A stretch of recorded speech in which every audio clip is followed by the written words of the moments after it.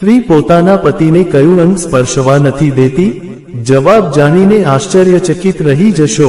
મિત્રો, અમારી ચેનલમાં આપનું હાર્દિક સ્વાગત છે। અમારી ચેનલ પર આપને ગુજરાતી ભાષામાં વિડિયો જોવા મળશે।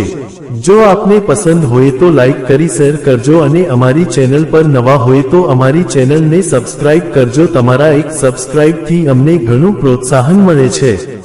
IAS ઇન્ટરવ્યૂ એ માત્ર એક પરીક્ષા નથી, પરંતુ મગજ અને વિચારસરણીની વાસ્તવિક કસોટી માનવામાં આવે છે।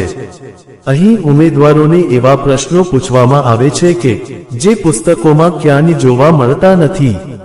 આવી સ્થિતિમાં જ્યારે પ્રશ્ન પૂછવામાં આવ્યો કે સ્ત્રી તેના પતિને શરીરના કયા ભાગે અડવા દેતી નથી, આ પ્રશ્નનો જવાબ એટલો અદ્ભુત હતો કે આપણે સપને પણ વિચાર્યું ન હોય।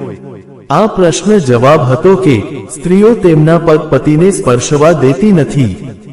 ભારતમાં પત્ની તેના પતિના પગ સ્પર્શ કરે એ એક પરંપરા છે, પરંતુ પતિ તેની પત્નીના પગ સ્પર્શ કરે એ દુર્લભ અને સાંસ્કૃતિક રીતે અસામાન્ય મનાય છે। આ પ્રશ્નનો હેતુ ફક્ત એટલો જ હતો કે ઉમેદવાર આ પ્રશ્ન વિશે ઊંડાણપૂર્વક વિચારે છે કે નહીં। જ્યારથી આ પ્રશ્ન સોશિયલ મીડિયા પર વાયરલ થયો છે ત્યારથી તેના પર ઘણી પ્રતિક્રિયાઓ આવી રહી છે। કેટલાક લોકો તેને મગજનો ખેલ માને છે તો કેટલાક લોકો તેને ઇન્ટરવ્યુમાં મજાક થયું તેવું માને છે। ટ્વિટર અને ઇન્સ્ટાગ્રામ પર યુઝર્સે આ પ્રશ્ન પર મીમ્સ બનાવ્યા છે। જો કે કેટલાક લોકોનું માનવું છે કે IAS જેવી પરીક્ષામાં આવા પ્રશ્નો ઉમેદવારની બુદ્ધિ અને વિચારસરણીને ચકાસવાની રીત છે। આવા પ્રશ્નોની ખાસ વાત એ છે કે તે તમને વિચારવા માટે મજબૂર કરે છે।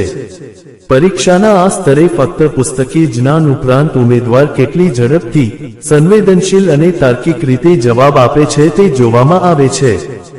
IAS જેવી પરીક્ષામાં વ્યક્તિ દબાણ હેઠળ કેવી પ્રતિક્રિયા આપે છે, સમાજના મુદ્દાઓને કેટલી ગંભીરતાથી લે છે અને કોઈપણ પ્રશ્નને કેટલી પરિપક્વતાથી સમજે છે તે જોવામાં આવે છે। આ લેખમાં આપવામાં આવેલી કોઈ જાણકારીની સટીકતા કે વિશ્વસનીયતાની ગેરંટી નથી। વિવિધ માધ્યમો જેમ કે જ્યોતિષ, પંચાંગ, માન્યતાઓ કે પછી ધર્મગ્રંથોમાંથી સંગ્રહિત કરી આ જાણકારી તમારા સુધી પહોંચાડવામાં આવી છે।